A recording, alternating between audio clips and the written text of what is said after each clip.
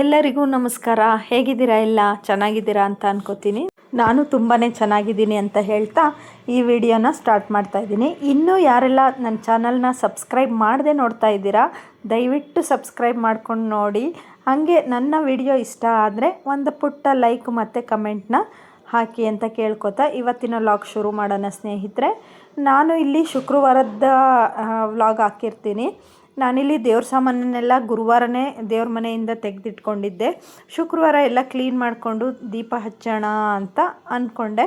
ಯಾಕೆ ಅಂದರೆ ನಾವು ಶನಿವಾರ ಬೆಳಗ್ಗೆನೇ ಧರ್ಮಸ್ಥಳಕ್ಕೆ ಹೋಗ್ತಾ ಇದ್ದೀವಿ. ಹಾಗಾಗಿ ನಾನು ದೇವ್ರ ಸಾಮಾನೆಲ್ಲ ತೊಳ್ಕೊಂಡೆ. ಅಷ್ಟೊತ್ತಿಗೆ ನನ್ನ ಮಗ ಸ್ಕೂಲಿಂದ ಬಂದು ಹಸು ಅಂತಿದ್ದ. ಅವನಿಗೆ ಇನ್ನೂ ನಾನು ಮಾಡೇ ಇರಲಿಲ್ಲ. 12 ಗಂಟೆಗೆಲ್ಲ ಬಂದುಬಿಡ್ತಾನೆ ಅವನಿಗೆ ಸ್ಕೂಲ್ ಇಲ್ಲದೆ ಇರೋದಕ್ಕೆ. ಸರಿ, ನಾನು ನನ್ನ ಕೆಲಸಗಳನ್ನ ಮಾಡ್ತಾ ಅವನಿಗೆ ಅಡುಗೆ ಮಾಡೋದೇ ಮರ್ತುಬಿಟ್ಟಿದ್ದೆ. ನಾನು ಬೆಳಗ್ಗೆ ಟಿಫನ್ ಮಾಡಿ ಕಳಿಸಿದ್ದೆ. ಟಿಫನ್ನೆಲ್ಲ ಖಾಲಿಯಾಗಿತ್ತು. ಅಡುಗೆ ಮಾಡಬೇಕಿತ್ತು. ಮಾಡೋಣ ನಿಧಾನಕ್ಕೆ, ದೇವ್ರ ಸಾಮಾನೆಲ್ಲ ಒಂದು ಹಂತಕ್ಕೆ ಕ್ಲೀನ್ ಮಾಡಿಕೊಂಡು ಆಮೇಲೆ ಮಾಡೋಣ ಅಂಥೇಳಿ ಅಂದ್ಕೊಂಡೆ. ಅಷ್ಟೊತ್ತಿಗೆ ನನ್ನ ಮಗ ನನಗೆ ಹಸಿವಾಗ್ತಾಯಿದೆ, ನಾನು ಮ್ಯಾಗಿ ಮಾಡ್ಕೋತೀನಿ ಅಂತ ಅಂದ. ಅವನೇ ಹೋಗಿ ಮ್ಯಾಗಿ ಅಂದರೆ 1 2 3 ನೂಡಲ್ಸ್ ಬರುತ್ತಲ್ಲ, ಅದನ್ನು ತೊಗೊಂಡು ಬಂದು, ಸರಿ ನನಗೂ ಹಸಿವು ಆಗ್ತಾಯಿತ್ತಲ್ವ, ಇನ್ನೇನು ದೀಪ ಹಚ್ಬಿಟ್ಟು ನಾನು ತಿಂತೀನಿ, ನನಗೂ ಮಾಡಿಬಿಡು ಅಂತ ಅಂದೆ. ನೋಡ್ಬೋದು ಅವನು ಎಷ್ಟು ಚೆನ್ನಾಗಿ ಚೀಸ್ ಮ್ಯಾಗಿ ಮಾಡಿದ್ದ ಅಂದರೆ ತುಂಬ ಚೆನ್ನಾಗಿ ಚೀಸ್ ಮ್ಯಾಗಿ ಮಾಡಿದ್ದ. ನೋಡ್ಬೋದು ಇಲ್ಲಿ ಅವನೇ ಎಲ್ಲ ಮಾಡಿದ್ದು ಆಯಿತು, ಅವನೇ ತಟ್ಟೆಗೆ ಹಾಕ್ಕೊಂಡು ತಿನ್ನೋಕ್ಕೆ ಶುರು ಮಾಡ್ದ. ಅದು ಅವನಿಗೆ ಟಿ ವಿ ಇರಲೇಬೇಕು. ನ್ಯಾಷನಲ್ ಜಿಯೋಗ್ರಫಿಕ್ ಚಾನಲ್ ಹಾಕ್ಕೊಂಡು ಅಚ್ಚುಕಟ್ಟಾಗೆ ಮ್ಯಾಗಿನ ಬಿಸಿ ಮ್ಯಾಗಿ ತಿಂದ್ಕೊಂಡು, ಒಂದು ಗೊತ್ತಲ್ಲ ಮಕ್ಳದ್ದು ಒಂಥರ ಅವ್ರದ್ದು ಲೈಫೇ ಚೆನ್ನಾಗೆ ಅಂತ ಅನ್ನಿಸ್ಬಿಡುತ್ತೆ. ಇನ್ನು ನಾನು ದೇವ್ರ ಸಾಮಾನೆಲ್ಲ ನೀಟಾಗಿ ಜೋಡಿಸ್ಕೊಂಡು ಇಲ್ಲಿ ಕುಂಕುಮ ಅರಶಿನ ಎಲ್ಲ ದೇವರಿಗೆ ಇಟ್ಬಿಟ್ಟು ಪೂಜೆ ಮಾಡ್ಕೊಂಬಿಡೋಣ ಅಂಥೇಳಿ ಒಂದೊಂದೇ ಹೂ ಇಟ್ಟಿದ್ದೀನಿ ಇವತ್ತು. ಯಾಕೆಂದರೆ ಬೆಳಗ್ಗೆ ಧರ್ಮಸ್ಥಳಕ್ಕೆ ಹೋಗ್ಬೇಕಲ್ವ, ಮತ್ತೆ ಬೆಳಗ್ಗೆ ತೆಗಿಬೇಕು ಅಂತ ಒಂದೊಂದೇ ಸಿಂಪಲ್ಲಾಗೆ ಪೂಜೆ ಮಾಡ್ಕೊಳ್ಳೋಣ ಅಂಥೇಳಿ ಪೂಜೆ ಮಾಡ್ಕೋತಾ ಇದ್ದೀನಿ. ಬಾಗಿಲಿಗೆ ಒಂದು ಪುಟ್ಟದೊಂದು ರಂಗೋಲೆ ಬಿಟ್ಟೆ. ಇನ್ನು ನಾನು ರಂಗೋಲೆ ಹಾಕುವಾಗ ನನ್ನ ಮಗ ನೋಡಿ ಎಷ್ಟು ತೊಂದರೆ ಕೊಡ್ತಾನೆ ಅಂದರೆ ಅಷ್ಟು ತೊಂದರೆ ಕೊಡ್ತಾನೆ. ಅವನಿಗೆ ಟ್ಯೂಷನಿಗೆ ಬೇರೆ ಟೈಮ್ ಆಗಿತ್ತಲ್ವ, ನಾನು ಒಂದೊಂದೇ ಕೆಲಸ ಹೇಳ್ತಾ ಇದ್ದೆ. ಹಾಗಾಗಿ ಅವನು ನೀವು ಕೆಲಸನೇ ಹೇಳ್ತೀರಾ ಯಾವಾಗಲೂ ಅಂದ್ಕೊಂಡು ಅದನ್ನೇ ಮಾತಾಡ್ತಾ ನಿಂತಿದ್ದ. ಅಷ್ಟೊತ್ತಿಗೆ ನಮ್ಮ ವೇದಾಂಶನು ಮೇಲಿಂದ ಬಂದ. ಆಂಟಿ ಗೀತಾ ಅಂದ್ಕೊಂಡು ಅವನ ಜೊತೆ ಹಿಂಗೆ ಮಾತಾಡಿಕೊಂಡು ರಂಗೋಲೆ ಬಿಟ್ಟಿದ್ದು ಕೆಲಸ ಮುಗೀತು. ಇನ್ನು ನಾನು ಇಲ್ಲಿ ರಂಗೋಲೆ ಹಾಕ್ಬಿಟ್ಟು ನೆಕ್ಸ್ಟು ದೀಪ ಹಚ್ಬಿಡೋಣ, ಆಮೇಲೆ ತಿನ್ಕೊಂಡ್ರೆ ಆಯಿತು ಅಂಥೇಳಿ ಎಲ್ಲ ರೆಡಿ ಮಾಡ್ಕೋತಾ ಇದ್ದೆ. ನಮ್ಮ ಸೂರ್ಯಂಗೆ ಇವತ್ತು ಲಾಸ್ಟ್ ಡೇ. ಇವತ್ತು ಅವನು ಟ್ಯೂಷನ್ ಇವತ್ತು ಲಾಸ್ಟ್ ಡೇ, ಯಾಕಂದರೆ ಅವನಿಗೆ ಎಕ್ಸಾಮ್ ಎಲ್ಲ ಮುಗ್ದೋಗಿದೆ. ಇನ್ನು ನಾನು ರಂಗೋಲೆ ಎಲ್ಲ ಬಿಟ್ಬಿಟ್ಟು ದೇವ್ರ ಮನೆಗೆ ದೀಪ ಹಚ್ಚೋಣ ಅಂಥೇಳಿ ನೆಕ್ಸ್ಟ್ ಪ್ರಿಪ್ರೇಷನ್ ಮಾಡಿಕೊಂಡೆ. ನೋಡ್ಬೋದು ಏನೋ ಒಂಥರ ದೇವ್ರ ಸಾಮಾನು ತೊಳೆದು ದೀಪ ಹಚ್ಚೋದು ಒಂಥರ ಪಾಸಿಟಿವ್ ವೈಬ್ಸು ಮನೆಯಲ್ಲಿ ಅಂತಲೇ ಹೇಳ್ಬೋದು. ಇನ್ನು ನಾನು ದೀಪ ಎಲ್ಲ ಹಚ್ಕೊಂಡು, ಇನ್ನು ನವರಾತ್ರಿ ಶುರು ಆಗ್ತಾಯಿದೆ 22ನೇ ತಾರೀಕಿಂದ ಅಲ್ವಾ. ಹಾಗಾಗಿ ಇನ್ನು ದೇವ್ರ ಸಾಮಾನು 9 ದಿನಗಳ ಕಾಲ ದೇವಿ ಪಟ್ಟದಲ್ಲಿ ಕೂತಿರ್ತಾಳಲ್ವ, ಹಾಗಾಗಿ ದೇವ್ರ ಸಾಮಾನ ಆ ಟೈಮಲ್ಲಿ ತೊಳ್ಕೊಬಾರ್ದು. ನಮ್ಮಮ್ಮನೂ ನಮ್ಗೆ ಅದನ್ನೇ ಹೇಳಿದ್ದಾರೆ. 9 ದಿನ ಸಾಮಾನ್ಯ ಎಲ್ಲರೂ ಯಾರು ದೇವ್ರ ಸಾಮಾನು ನವರಾತ್ರಿ ದಿನ ಮುಂಚೆನೇ ತೊಳೆದಿಟ್ಕೋತಾರೆ. 22ನೇ ತಾರೀಕಿಂದ ನವರಾತ್ರಿ ಇರೋದ್ರಿಂದ ನವದುರ್ಗೆಗಳಿದ್ದಾರೆ, ಅವರು ಪಟ್ಟದಲ್ಲಿರ್ತಾರೆ ಅಂತ ನಮ್ಮ ಸಂಪ್ರದಾಯದ ಪ್ರಕಾರ ಹೇಳ್ತಾರಲ್ವ. ಹಿರಿಯರು ಹೇಳಿದ್ದನ್ನು ನಾವು ಪಾಲಿಸಲೇಬೇಕು. ಹಾಗಾಗಿ 9 ದಿನ ಯಾರು ದೇವ್ರ ಸಾಮಾನು ತೊಳಿಬಾರ್ದು. ಇಲ್ಲಿ ಮುಂಚೆನೇ ತೊಳೆದು ಎಲ್ಲ ರೆಡಿ ಮಾಡಿ ಇಟ್ಕೊಂಡ್ರೆ ತುಂಬ ಎಲ್ಲರಿಗೂ ಒಳ್ಳೆಯದು. ಸರ್ವೇ ಜನ ಸುಖಿನೋ ಭವಂತು ಅಂತ ಅಷ್ಟಿಲ್ಲದೆ ಹೇಳಲ್ಲ ನಮ್ಮ ಹಿಂದೂ ಸಂಪ್ರದಾಯದಲ್ಲಿ ಅಲ್ವಾ. ಹಾಗಾಗಿ ಎಲ್ಲರೂ ಏನೇನು ಆಚರಣೆ ಇದೆ, ನಿಮ್ಮ ಮನೆಗಳಲ್ಲಿ ಹಿರಿಯವರು ಏನು ಆಚರಣೆ ಮಾಡ್ಕೊಂಬಂದಿದ್ದಾರೆ ಅದೇ ರೀತಿ ನಾವು ಆಚರಿಸ್ಕೊಂಡು ಹೋಗ್ಬೇಕಾಗತ್ತೆ. ನಮ್ಮ ಅತ್ತೆನೂ ಅಷ್ಟೇ 9 ದಿನಗಳ ಕಾಲ ದೇವ್ರ ಸಾಮಾನು ತೊಳಿತಿರ್ಲಿಲ್ಲ.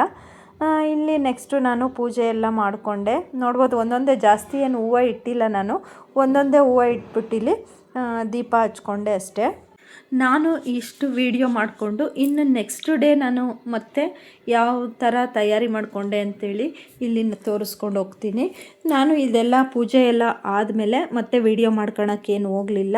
ಮತ್ತು ನಾನು ಮಾರನೇ ದಿನ ಬೆಳಗ್ಗೆ ಅಂದರೆ ಶನಿವಾರ ಬೆಳಗ್ಗೆ ವಿಡಿಯೋ ಕಂಟಿನ್ಯೂ ಮಾಡಿಕೊಂಡೆ.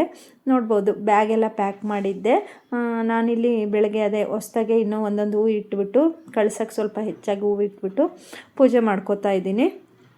ಇನ್ನು ನಮ್ಮ ಹಸ್ಬೆಂಡು ಆಮೇಲೆ ನನ್ನ ಮಗಂದು ಇಬ್ಬರದು ಸ್ನಾನ ಆಗಿತ್ತು. ನಾನು ಸ್ನಾನ ಮಾಡ್ಕೊಂಡು ಬಂದು ದೇವರಿಗೆ ದೀಪ ಹಚ್ಚಿಬಿಟ್ಟು ನಮ್ಮದು ಕಾರ್ ಇದೆಯಲ್ವ ಅದಕ್ಕೂ ಒಂದು ಸ್ವಲ್ಪ ಪೂಜೆ ಮಾಡಿಕೊಂಡು ಹೊರಡೋಣ ಅಂಥೇಳಿ ತಯಾರಿ ಮಾಡ್ಕೊಂಡ್ವಿ. ಇವತ್ತು ನನ್ನ ಮಗನ ಬೇರೆ ರಿಸಲ್ಟ್ ಬೇರೆ ಇತ್ತು ಶನಿವಾರ, ಹಾಗಾಗಿ ನಾನು ಟಿಫನ್ ಏನು ಮಾಡ್ಲಿಕ್ಕೆ ಹೋಗಲಿಲ್ಲ. ಆನ್ ದಿ ವೇ ಏನಾದರೂ ತಿನ್ಕೊಂಡು ಹೋಗೋಣ ಅಂಥೇಳಿ ಸುಮ್ಮನಾದ್ವಿ. ಇನ್ನು ಟಿಫನ್ ಮಾಡ್ಕೊಂಡು ಕೂತ್ರೆ ಟೈಮ್ ಆಗುತ್ತೆ, ಆ ಪಾತ್ರೆ ಬೀಳುತ್ತೆ, ಪಾತ್ರೆ ತೊಳಿಬೇಕು ಅಂಥೇಳಿ ನಾನೇನು ಟಿಫನ್ ಮಾಡ್ಕೊಳಕ್ಕೆ ಹೋಗಲಿಲ್ಲ. ಅಲ್ಲೇ ತಿನ್ಕೊಂಡು ಹೋಗೋಣ ಅಂಥೇಳಿ ತಿನ್ಕೊಂಡು ಮತ್ತೆ ಮನೆಗೆ ಬಂದ್ವಿ. ಮನೆಗೆ ಬಂದು ಲಗೇಜ್ ತೊಗೊಂಡು ನಮ್ಮ ಮನೆ ಹತ್ರನೇ ಇದೆ ಹೋಟೆಲ್ಲು, ಹಾಗಾಗಿ ತಿನ್ಕೊಂಡು ಬಂದುಬಿಟ್ಟು ಇಲ್ಲಿ ನೋಡ್ಬೋದು ಲಗೇಜ್ ಎಲ್ಲ ಹೊರಗಿಡ್ತಾ ಇದ್ದೀನಿ. ಎಲ್ಲ ನಾನೇ ಮಾಡಬೇಕು, ಯಾಕಂದರೆ ನಮ್ಮದು ಕಾರು ಸ್ವಲ್ಪ ದೂರ ಪಾರ್ಕಿಂಗ್ ಮಾಡ್ತೀವಿ. ಪಾರ್ಕಿಂಗಲ್ಲಿ ನಿಲ್ಲಿಸೋದ್ರಿಂದ ನಾವು ಸ್ವಲ್ಪ ದೂರ ಇದೆ ಪಾರ್ಕಿಂಗು. ನಮ್ಮ ಮನೆಯವ್ರು ಕಾರ್ ತರೋಕ್ಕೆ ಅಂತ ಹೋದರು. ಕಾರ್ ತರೋದ್ರಲ್ಲಿ ನಾನು ಲಗೇಜ್ ಎಲ್ಲ ಕೆಳಗೆ ಇಳಿಸ್ಕೊಂಡ್ರೆ ಸರಿ ಹೋಗುತ್ತೆ ಅಂಥೇಳಿ ಇಲ್ಲಿ ನೋಡ್ಬೋದು ನನ್ನ ಮಗನ ರಿಸಲ್ಟ್ ನೋಡ್ಕೊಂಡು ಬಂದ್ವಿ. ಮನೆಯವರು ರಿಸಲ್ಟ್ ನೋಡಿ ಅವನಿಗೆ ಬೈಯೋದೇ ಇಲ್ಲ, ಅವರು ನಾನೇ ಬೈಯೋದು ಅವನಿಗೆ. ನೋಡ್ಬೋದು ನೆಕ್ಸ್ಟ್ ನೋಡಿ ನಾನು ಕೇಳ್ತೀನಿ. ಹೆಂಗೆ ತೆಗ್ದಿದ್ದಾನ್ರಿ ನಿಮ್ಮ ಮಗ ಹೇಳ್ರಿ. ಇನ್ನೊಂದು ಸ್ವಲ್ಪ ಇಂಪ್ರೂವ್ ಆಗಬೇಕು ಪಾಪ. ಸರಿ, ಆನ್ಯಲ್ ಎಕ್ಸಾಮ್ ಚೆನ್ನಾಗಿ ಬರೀ.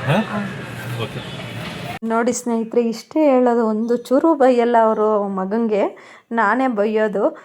ಇನ್ನು ನನ್ನ ಮಗ 6th ರ್ಯಾಂಕೇನೋ ಬಂದಿದ್ದಾನೆ. ನಿಜ ಸೆಕೆಂಡ್ ರ್ಯಾಂಕು 3rd ರ್ಯಾಂಕು ಬರ್ತಿದ್ದ, ಯಾಕೆ ಅಂತ ಗೊತ್ತಿಲ್ಲ. ಈ ಸರಿ 6th ಸ್ಟ್ಯಾಂಡರ್ಡಿಗೆ 6th ರ್ಯಾಂಕ್ ಬಂದಿದೆಯಾ ಬಿಡು ಅಂದ್ಕೊಂಡು ಅಲ್ಲಿಂದ ಇನ್ನು ನಾವು ದೇವಸ್ಥಾನಕ್ಕೆ ಕೈ ಮುಕ್ಕೊಂಡು, ಆಂಜನೇಯನ ದೇವಸ್ಥಾನಕ್ಕೆ ಕೈ ಮುಕ್ಕೊಂಡು ಅಲ್ಲಿಂದ ಮುಂದೆ ಹೋದ್ವಿ. ಇನ್ನು ಹಾಸನ ರೂಟಿಗೆ ಬಂದ್ವಿ ನಾವು. ಹಾಸನ ರೂಟಲ್ಲಿ ತುಂಬ ಆರ್ಮಿ ಗಾಡಿಗಳು ಹೋಗ್ತಾಯಿದ್ವು. ಈ ಆರ್ಮಿ ಗಾಡಿಗಳು ಎಲ್ಲ ಟ್ರೈನರ್ಸು, ಎಲ್ಲ ಹೊಸ್ದಾಗಿ ಅಪಾಯಿಂಟ್ ಆಗಿದ್ದಾರೆ. ಎಲ್ಲ ಚಿಕ್ಕ ಒಂದು 18-19 ವರ್ಷದ ಹುಡುಗರು, ಚಿಕ್ಕ ಹುಡುಗರು. ಅವರು ನೋಡಿ ಒಂಥರ ಬೇಜಾರು ಆಯಿತು. ಒಂಥರ ಭಾರತಕ್ಕೆ ಅಲ್ವಾ, ನಮ್ಮ ದೇಶಕ್ಕೋಸ್ಕರ ಸೇವೆ ಮಾಡೋಕ್ಕೆ ಹೋಗ್ತಾ ಇದ್ದಾರೆ ಅಂತ ಒಂಥರ ಹೆಮ್ಮೆನೂ ಆಯಿತು. ಅವ್ರನ್ನೊಂದು ಸ್ವಲ್ಪ ವಿಡಿಯೋ ಮಾಡಿಕೊಂಡೆ. ನೋಡ್ಬೋದು ಮುಂದೆ ತುಂಬ ಗಾಡಿಗಳು ಸಿಕ್ಕಿದ್ವು ನಮಗೆ. ಇನ್ನು ನೆಕ್ಸ್ಟು ನಾವು ಇಲ್ಲಿ ಸೋಲೂರು ಹತ್ರ ಬಂದ್ವಿ. ಸೋಲೂರು ಹತ್ರ ನೋಡ್ಬೋದು ನಾವು LPG ಬಂಕರ್ಗಳಿವೆಲ್ಲ ತುಂಬಾ ಇದ್ವು. ನಾನು ನಮ್ಮ ಮನೆಯವ್ರು ಕೇಳಿದೆ ಏನಿದು ಅಂತ. ಅವ್ರಂದರು ಬೆಂಗಳೂರಿಗೆಲ್ಲ ಇಲ್ಲಿಂದನೇ ಸಪ್ಲೈ ಆಗುತ್ತೆ ಅಂತ ಹೇಳಿದ್ರು. ತುಂಬಾ ಸಿಲಿಂಡ್ರ್ ಗಾಡಿಗಳೆಲ್ಲ ಇಲ್ಲೇ ಇದ್ವು ಅಂತಲೇ ಹೇಳಿದ್ದು. ಇಲ್ಲೆಲ್ಲ ಲೋಡ್ ಮಾಡಿಕೊಂಡು ಬೆಂಗಳೂರು ಕಡೆಗಿವು ಗಾಡಿಗಳು ಮೂವ್ ಆಗ್ತವೆ. ಇನ್ನು ಮಂಗಳೂರಿಂದ ಎಲ್ಲ ಬರ್ತಾವಲ್ವ LPG ತುಂಬಿಕೊಂಡು, ಅವೆಲ್ಲ ಅನ್ಲೋಡ್ ಮಾಡಿಬಿಟ್ಟು ನಿಧಾನಕ್ಕೆ ಅನ್ಲೋಡ್ ಮಾಡಿಕೊಂಡು ಇಲ್ಲಿಂದ ಮುಂದೆ ಹೋಗ್ತಾಯಿದ್ರು. ನೋಡ್ಬೋದು ಇಲ್ಲೊಂದು ಆರ್ಮಿ ಗಾಡಿ ಹೋಗ್ತಾಯಿತ್ತು. ತುಂಬಾ ಆರ್ಮಿ ಗಾಡಿಗಳು ಹೋಗ್ತಾಯಿದ್ವು. ಎಲ್ಲ ತರಬೇತಿ ವಾಹನ ಅಂತ ಇತ್ತು. ಅದ್ರ ಮೇಲೆ ಎಲ್ಲ ಚಿಕ್ಕ ಹುಡುಗರು ನಮ್ಮನ್ನು ನೋಡಿ ಅವರು ನಗ್ತಾಯಿದ್ರು. ಪಾಪ ಪುಟ್ಟ ಹುಡುಗರಲ್ವಾ, ನನಗೆ ಒಂಥರ ನೋಡಿಕೊಂಡು ಅವ್ರನ್ನ ಸ್ಮೈಲ್ ಕೊಟ್ಕೊಂಡು ಬಂದ್ವಿ ನಾವು. ಇನ್ನು ಕ್ಲೈಮೇಟ್ ಅಂತೂ ತುಂಬಾ ಚೆನ್ನಾಗಿತ್ತು. ಬಿಸಿಲು ಇರಲಿಲ್ಲ, ಇತ್ಲಾಗೆ ತುಂಬ ಮೋಡನೂ ಇರಲಿಲ್ಲ, ತುಂಬಾ ಚೆನ್ನಾಗಿತ್ತು. ನೋಡ್ಬೋದು ಇಲ್ಲಿ ಟ್ಯಾಂಕರ್ ಹೋಗ್ತಾ ಇದೆ LPGದು. ಅಲ್ಲಿ ಅನ್ಲೋಡ್ ಮಾಡಿಬಿಟ್ಟು ನೋಡಿ ಖಾಲಿ ಗಾಡಿ ಹೋಗ್ತಾ ಇದೆ. ಖಾಲಿ ಗಾಡಿ ಸ್ವಲ್ಪ ಸ್ಪೀಡಾಗಿ ಹೋಗುತ್ತೆ, ಲೋಡ್ ಇದ್ದರೆ ಸ್ವಲ್ಪ ತುಂಬ ನಿಧಾನಕ್ಕೆ ಹೋಗುತ್ತೆ.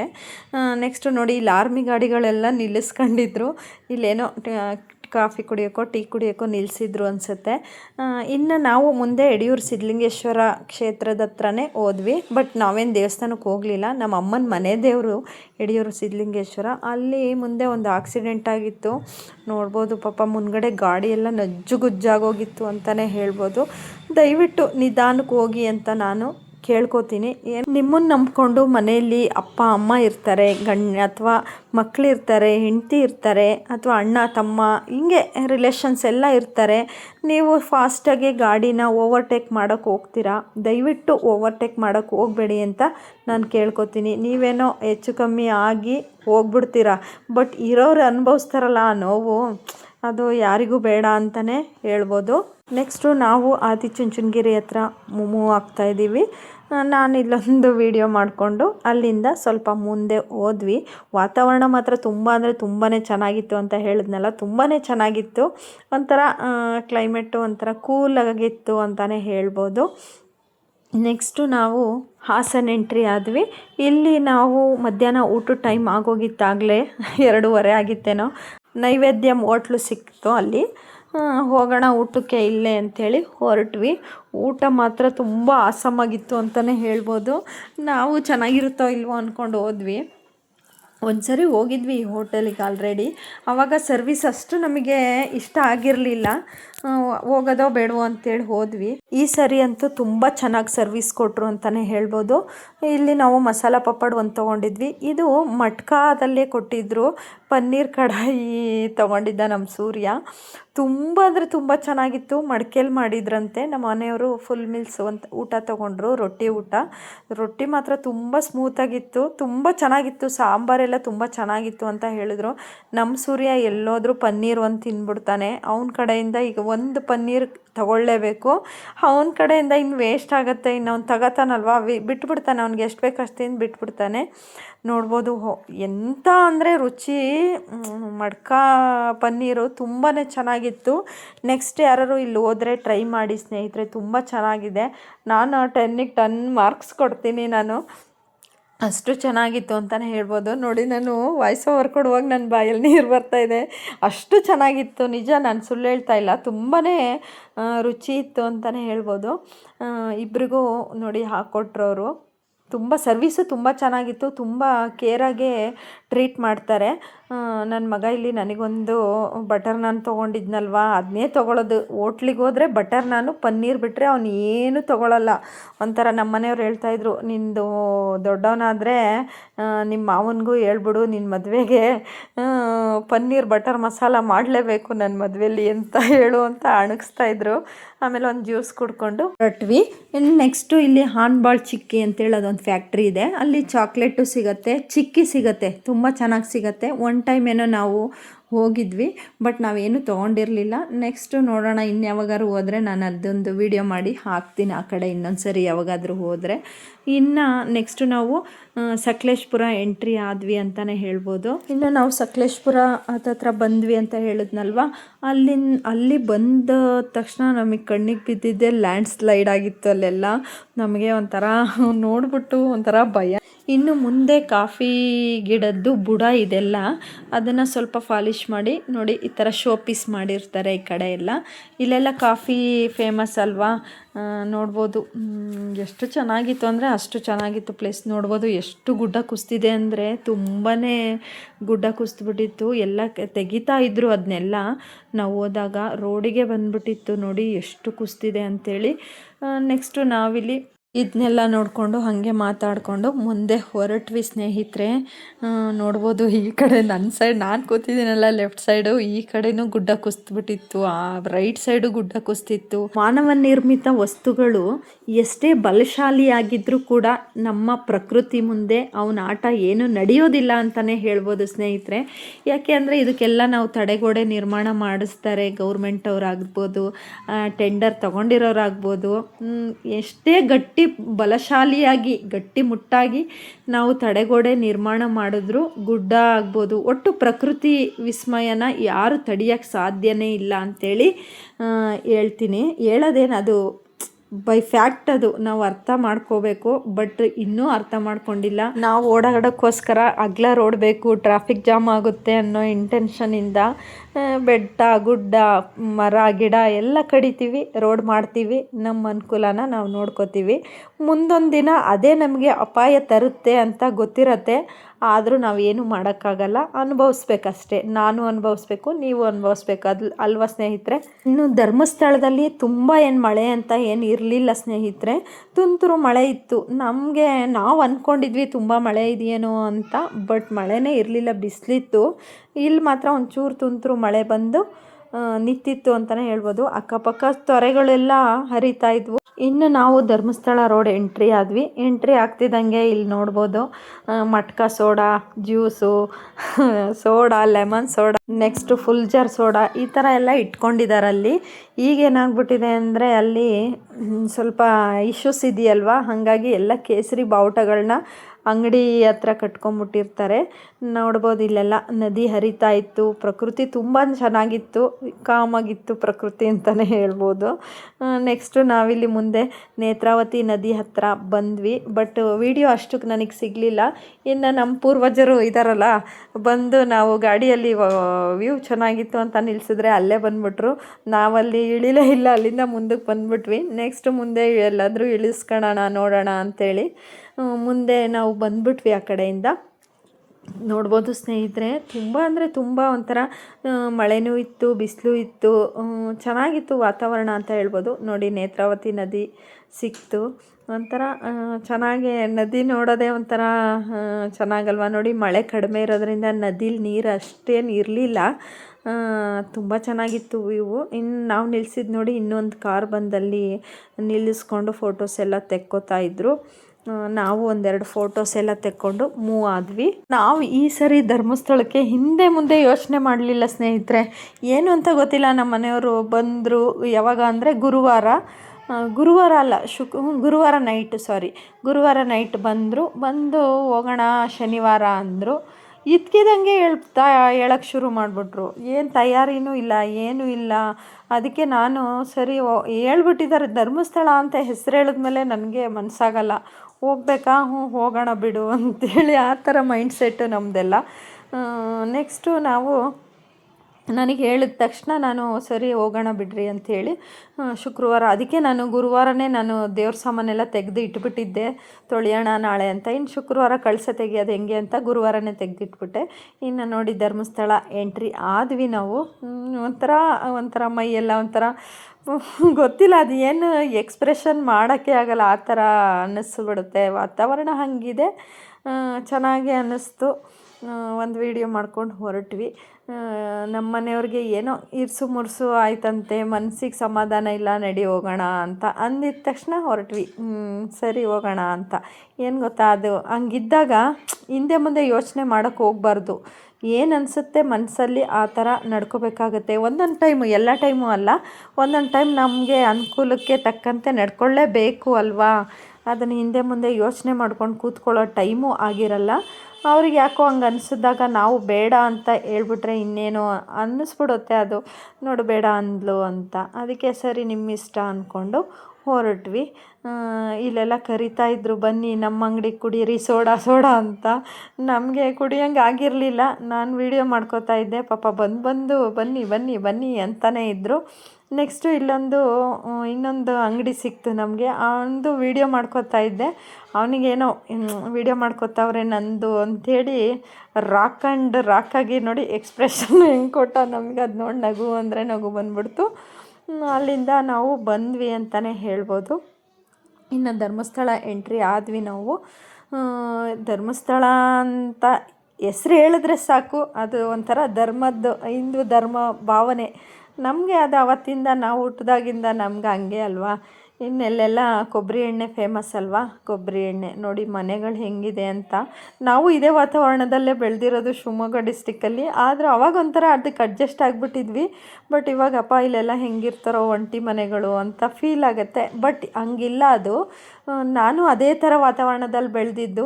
ಮಾಳೂರು ಅಂತ ಇದೆ, ತೀರ್ಥಹಳ್ಳಿ ಹತ್ರ ಮಾಳೂರು ಅಂತ ಇದೆ. ನಮ್ಮ ಅಪ್ಪಾಜಿ ಅಲ್ಲಿ ವರ್ಕ್ ಮಾಡುವಾಗ ಅಲ್ಲೂ ಒಂಟೊಂಟಿ ಮನೆಗಳೇ, ಅಲ್ಲೊಂದು ಮನೆ ಇದ್ದರೆ ಇನ್ನೆಲ್ಲೋ ಒಂದು ಮನೆ ಇರೋದು. ಆ ಥರ ವಾತಾವರಣದಲ್ಲೇ ನಾವು ಬೆಳೆದಿರೋದು. ತುಂಬ ಮಳೆಯಲ್ಲೇ ನಾವು ಬೆಳೆದಿರೋದು, ಪೂರ್ತಿ ಮಲೆನಾಡಲ್ಲೇ ನಾವು ಬೆಳೆದಿರೋದು ಅಂತಲೇ ಹೇಳ್ಬೋದು. ಇನ್ನು ನೋಡಿ ಇಲ್ಲೆಲ್ಲ ಕಾಫಿ ಗಿಡಗಳೆಲ್ಲ ದೊಡ್ಡ ಮರ ಥರದ ಆಗಿಬಿಟ್ಟಿತ್ತು. ನೋಡಿ ಧರ್ಮಸ್ಥಳ ಹೆಬ್ಬಾಗ್ಲು ಅಲ್ವಾ. ನಾವು ಸ್ವಲ್ಪ 1-2 ಕಿಲೋಮೀಟ್ರ್ ಆಗುತ್ತೆ. ನಾವು ಮಾಡಿರೋ ರೂಮ್ ಬುಕ್ ಮಾಡ್ಕೊಂಡಿದ್ವಿ ಆನ್ಲೈನಲ್ಲಿ.